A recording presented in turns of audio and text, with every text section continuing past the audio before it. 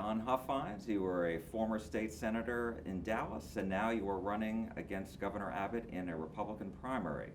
Why? Well, good day, Jack. Glad to be here. I can tell you why. I, like most Texans, we're tired of being lied to. We're tired of broken and empty promises, and we need leadership, no excuses. I mean, just look at the issues right now that are affecting us. The border is wide open. Thousands of illegals are pouring across the border every single day. 4,000 to 5,000. This is an invasion. This is really an invasion. And I have yet to meet a single Texan that thinks the border's secure. What about property taxes? They just keep going up and up, taxing people out of their homes. And no one has confidence in our elections. And we're going to change that. Why do you think voters, specifically Republican voters, will give you the keys, so to speak, for the party nomination over the governor? Well, I can tell you this. I'd hate to be running on his record, and I'll tell you why. Because we're going to deliver. This is about leadership. And Texans are real smart people. They can see the fact that this is a failed administration. We can just look at the issues. He put 3 million Texans out of work in 1 week. 1 week. He closed our churches, and he closed them over Easter. He put more people out of work in 1 week than all the jobs the state's created in a decade. We had people freezing to death, families that couldn't get water. Their babies were freezing. This was a survival mode. We were within 5 minutes when the electricity went out of being in the Stone Age and having the electricity out for months. I think Texans can understand what leadership's about. Will you be trying to get the endorsement from former President Donald Trump? Look, Donald Trump is the Republican Party right now. He is, and I hope to earn his support, and I hope to earn all the Republican support. So let me ask you, you mentioned some of the, I would take it, your priorities. So you talked about property taxes. You spoke about the border. Are those your priorities? Yes, right now those are my priorities. We must secure the border. Look, and here's what I want to be clear on. This is Texas's border. This is our border. We're being invaded. And I'm going to secure that border by finishing the wall, making sure we get the wall built and finished, and we're going to do whatever is necessary to save and protect Texas. I'm not going to ask permission from the federal government or anyone else. I'm not worried about the cartels. I'm not worried about the federal government. I'm worried about what Texans want. And what Texans want is a secure border. We've been promised a secure border for decades. Year after year, we've had politicians in Austin and Washington, they're going to secure the border. The border's more open right now than it's ever been. It's costing Texans billions of dollars for the illegals that are crossing that border. Easy to say, but how are you actually going to do it? Because you need to go through the legislature, don't you? Well, maybe, maybe not. But I'm telling you, we're going to build that wall. We're going to finish that wall. Well, how would you get it built if you're not going to have the legislature approve the funding? I think the legislature will see the light and make sure they understand that this is an emergency. And we've got over $10–12 billion in the rainy day fund. We spend $2 to $3 million a day right now on border security. We just need to redirect some of those funds to the wall.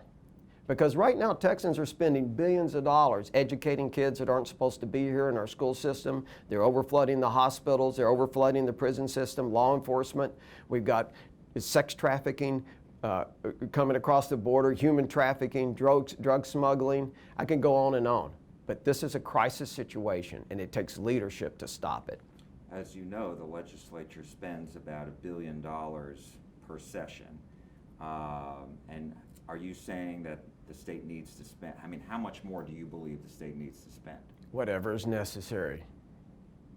So 2, 3, 4 billion?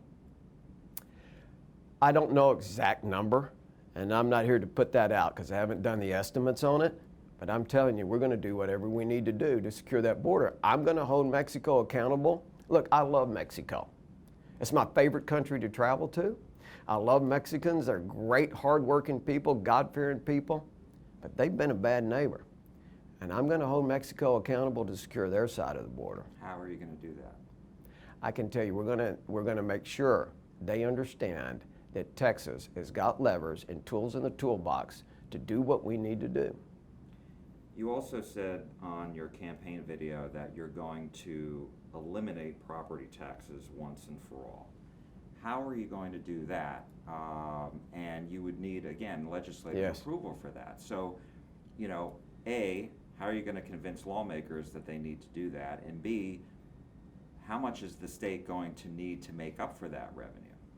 Well, let me tell you, the first thing you got to do to eliminate property tax is have a leader, have leadership in the governor's mansion that wants to get rid of property tax.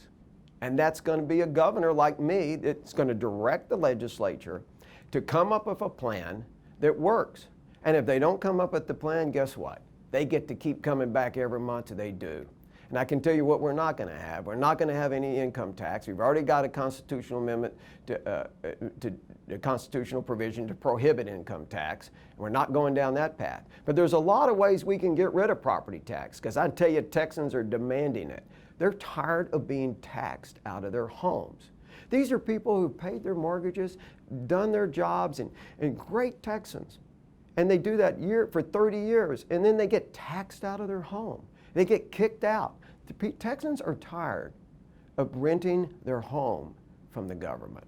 So what ways do you think that there are to make up that revenue instead of having a property tax, which funds schools and municipalities, that kind of thing? There's a lot of, like I said, there's a lot of paths to get there.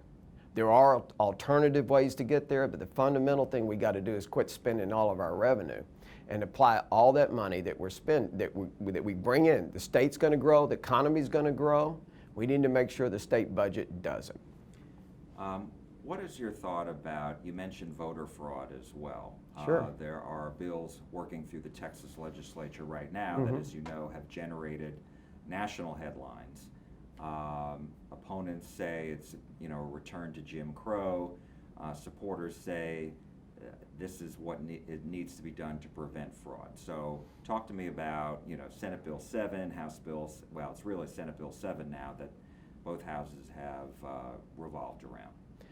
Well, we must have confidence in our elections. This is a nonpartisan issue. This is totally nonpartisan. Right now, millions of Texans think that they don't have confidence in our election. Look, we know people cheat in elections. People have cheated in elections since there's ever been an election. The key here is enforcement. We have a lot of laws on the books right now. It's a felony to cheat, but we don't have anybody enforcing them. So in a Huffines administration, you're going to see emphasis on enforcement. We're going to put the cheaters in jail, and that's going to give people confidence in our election. We need transparency. Doesn't some of that, though, fall to the local district attorneys and the Texas Attorney General more so than the governor's office? It starts in the governor's office. Everything does. It's about leadership. When the governor is a great leader, he can direct what needs to happen for the state of Texas. You said before that you don't think the governor has a very good record. But when you look at the state as far as the economy, it's booming. It did not suffer as greatly as the other states way back when during 2007, 2008 when we were going through the Great Recession. And Texas was the first state to bounce back, but at the same time, even after that, Texas, the jobs are everybody's seemingly moving down to Texas. The growth keeps going up. So why is that a bad record? Well, I dispute what you're saying. We don't have the record like Florida's got, for instance. We don't have a governor that opened the state. We've got a governor that, like I said earlier, destroyed 3 million jobs in 1 week. We still have higher unemployment right now than we've had for years in the state of Texas. And we're not experiencing any more growth than other states across the union are. And Texas needs to be a leader. Everything is possible in Texas, and that's why we're going to make changes. What would you do? For the economy? It's for the economy, yeah. That you say is not being done now. Well, let's just take property tax. Let's just look at that. The amount of people being taxed out of their home, taxed out of their businesses. You know, the state of Texas, some government in Texas owns every piece of real estate in this state. All you get to do is rent it from the government and pay rent. You don't even have a say in what the rent is. You don't have a say in how much the rent, you can't budget for it. You don't have a say how much the rent's going to go up, and it goes up and up every year. And if we can get rid of that, a tax you can't budget for, we're going to create a lot of wealth in this state. Just a couple more questions. Sure. One of the things that is being debated right now in the legislature is the governor's power during a future pandemic. Yes. Where are you on that issue? Of course, the governor never had the authority, in my opinion, to shred the Constitution that he did. Constitution doesn't give him the authority to pick winners and losers, which businesses are going to be open, which ones aren't, close our churches. I would never do that. I'm not going to do that. I hope that bill gets passed so it clarifies the fact that the governor does not have that authority. A couple of other issues that are going on right now: the constitutional carry and police reforms. Where are you on those issues? Well, I was the first state senator to file the constitutional carry bill. It's something very near and dear to my heart. I'm a strong supporter and advocate of the Second Amendment. I think that's the amendment that defends all the others. And I'm certainly for it. I hope it gets through the legislature. I hope it doesn't have a lot of watered down provisions on it. And we don't know, but I hope it does. And I'm cautiously optimistic that'll happen. And where are you on police reform? There have been calls for more transparency, more training in the police department, and some have also suggested that police officers be able to be sued for inappropriate conduct. Where are you on that? Well, my administration will back the blue, I can tell you that. They've got a tough job. They're not always right. People can make mistakes. But it's imperative that we have a strong local police force, and somebody's going to back them, and that's what my administration will do.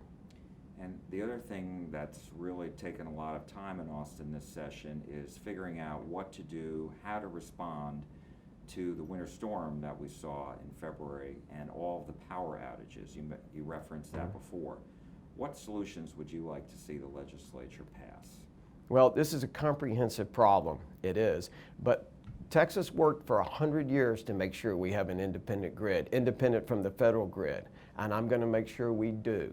I don't want this to be a Trojan horse to come in and put us in the federal grid. We want to be independent. And we want to make sure we're prepared for any and all emergencies in the grid, whether it's a hurricane, tornado, or cold weather, whatever that is. We're going to be prepared and we're going to be accountable. And my last question to you is, we've seen Texas Democrats try to increase their results, get more Democrats elected. If you are elected governor, will you work with Democrats? I'll work with anybody that believes in liberty and freedom. Because I'm telling you, when I say Texas is going to be a lighthouse for economic liberty, personal liberty, I mean it. When we turn that lighthouse on, it's going to blind the socialists in New York to San Francisco, to the swamp rats down in Austin. And we're going to show the world what economic and personal liberty is really all about. Don Huffines, thank you so much for joining us. I appreciate it.